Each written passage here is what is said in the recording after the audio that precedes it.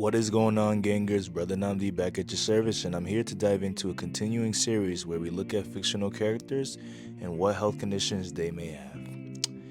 If you'd like to stay caught up with this series, please make sure you subscribe to my channel.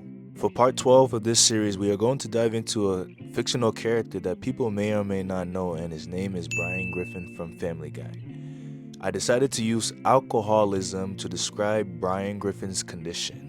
But first, let's dive into what alcoholism actually is. Alcoholism is basically having an addiction to alcohol or one not being able to function without alcohol consumption.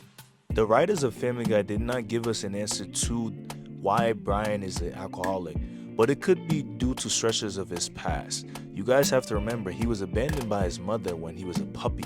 Let's go to signs and symptoms of alcoholism. What usually happens in these type of individuals is that they develop a tolerance for alcohol, meaning that they have to maintain a certain amount of alcohol consumption, and if they do not maintain it, potential withdrawal may occur. Withdrawal can occur if there's a decrease of amount of alcohol consumption from before, or if this individual just stops drinking abruptly. Withdrawal symptoms can include shaking of hands, irritability, fast heartbeat, sweating, vomiting, headaches, dilated pupils, and even insomnia. When withdrawal gets bad, fevers can occur, seizures can occur, and hallucinations will occur. Y'all remember when Brian would literally wake up and try to find a drink? He was so irritable looking for that specific drink. He loves his martinis now. Let's also note complications that could arise due to drinking a lot. This can include heart problems that could lead into strokes. Please be aware that liver damage could occur because alcohol is metabolized by the liver. We have pancreatitis, potential cancer of the mouth, esophagus, or even throat, potential overdose even. And lastly, Wernicke's encephalopathy. Tell me if I can say that twice. What this is basically a neurological condition where the eye muscles will be paralyzed, confusion will set place, and you will lose all bodily movements of your body. How can we diagnose someone with alcohol use disorder or alcoholism? The criteria is basically having 2 of the following symptoms in the past year. And the ranking system would be mild, moderate, or severe.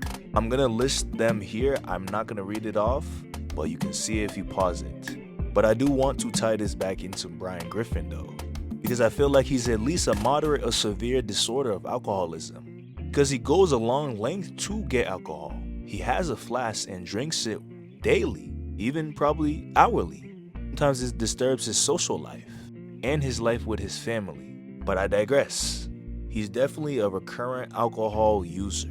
And for crying out loud, he dabbles in other substance use as well. For treatment of alcoholism, this is what you should do. The first line of defense would definitely be therapy, whether it's psychotherapy, individual therapy, or group therapy. A common one would be called Alcohol Anonymous, which is basically a peer support group. When I was in nursing school, I actually got to join one of these just for a project, and it seemed really nice. For my own sake, I don't have any intentions of going back, however. We could use certain medications to help with this.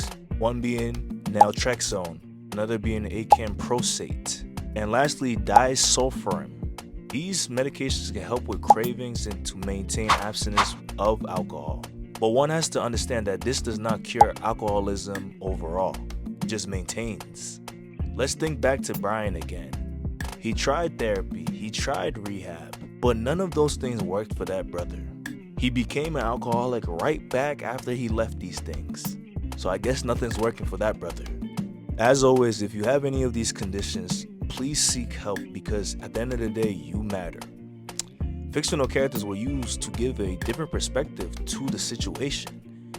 And if you appreciate this video, please like, comment, and subscribe. And if you haven't already, please check out the previous 11 parts to this series. And if nothing else, y'all take it easy.